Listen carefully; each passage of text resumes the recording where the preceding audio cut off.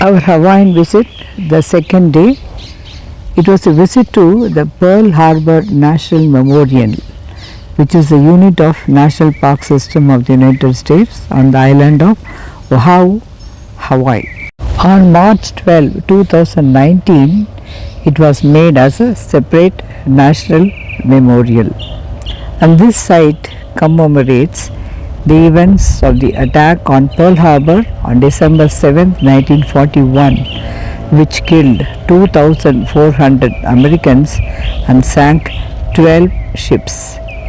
The site includes USS Arizona Memorial, USS Utah Memorial, and USS Oklahoma Memorial.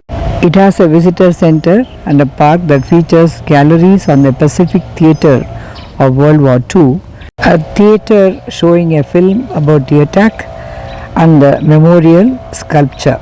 We took a ferry to reach the memorial. This memorial was designed by the Austrian-born American Alfred Price. He designed in such a way that it slopes towards the middle and rises towards the end to signify the initial defeat in the Second World War and ultimate success towards the end of the war. We can stand in the middle of the memorial to watch the parts of sunken ship, like the hull of Arizona. And even the oil which is still leaking from the ship could be seen, and our guide told us for another 100 years it may leak from the ship. The Japanese surprise attack on Pearl Harbor occurred on December 7, 1941. This devastating military strike on the Hawaiian naval base claimed the lives of 2,403 Americans and severely damaged the US Pacific Fleet, directly prompted the United States' formal entry into the World War II.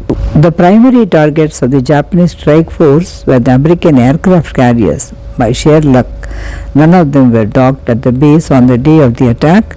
The USS Enterprise and USS Lexington were out at the sea, and the USS Saratoga was undergoing repairs in San Diego. The USS Arizona suffered the greatest loss. Nearly half of all American casualties occurred aboard the USS Arizona.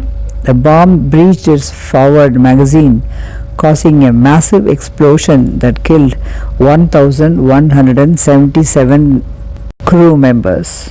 This included 23 sets of brothers as well as a father and a son who were stationed together. While the attack destroyed or damaged nearly 20 naval vessels and 188 aircraft, the Japanese forces failed to strike vital military infrastructure. Luckily, submarine bases, repair shops, and massive fuel storage tanks were completely ignored, allowing the US Navy to recover and rebuild much faster than anticipated. After the attack, the ship Arizona was left resting on the bottom with the deck just awash.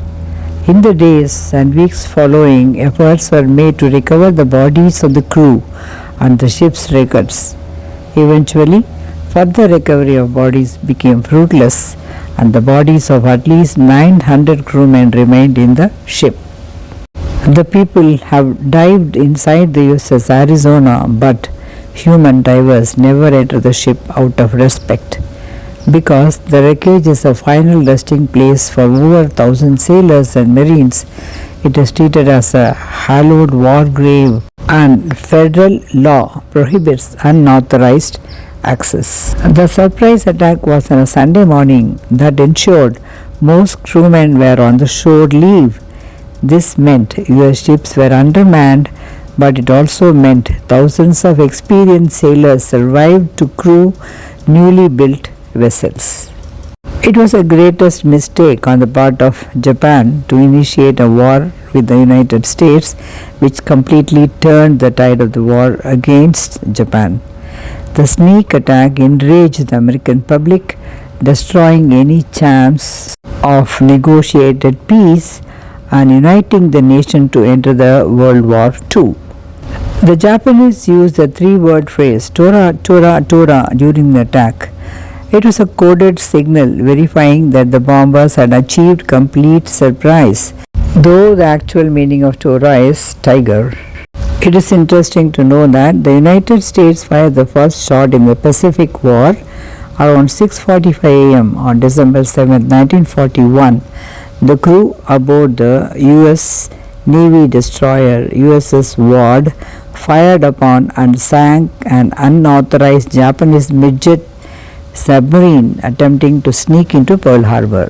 This defensive engagement occurred about an hour before the main Japanese aerial attack commenced. What you see above is the coffins which were prepared to bury the soldiers who died during the attack. The above picture shows the explosion and the sound of which was never heard in Hawaii before. And many of the sailors who wanted to escape, they were tapping from inside for more than 15 days, but they couldn't be rescued. It was so pathetic. All the neighboring civilians, they rushed to the spot to help the soldiers who were wounded in the war and also help in the rescue operations. The Hotel Royal Hawaiian was kind enough to give shelter to all the wounded soldiers where they can be treated in comfort. That was a great gesture. That is why the pink color of the hotel is now the color of the military hospitals to commemorate their generosity. A sight and sound never to be forgotten is how they describe.